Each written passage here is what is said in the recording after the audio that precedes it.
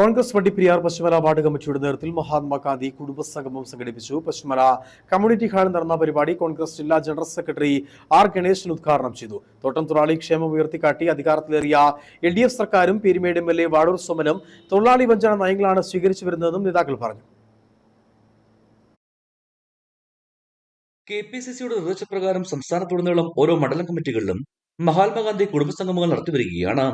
ഇതിന്റെ ഭാഗമായാണ് കോൺഗ്രസ് വണ്ടിപ്പെരിയാർ മണ്ഡലം കമ്മിറ്റി കീഴിൽ പശ്ചിമല വാർഡ് കമ്മിറ്റിയിലും കുടുംബസംഗമം സംഘടിപ്പിച്ചത്. തോട്ടം തൊഴിലാളികളുടെ ദുരിതത്തിന് അറുതി വരുത്തുവാൻ ഭരണമാറ്റം എന്ന മുദ്രാവാക്യം ഉയർത്തിയാണ് കുടുംബസംഗമം സംഘടിപ്പിച്ചത്.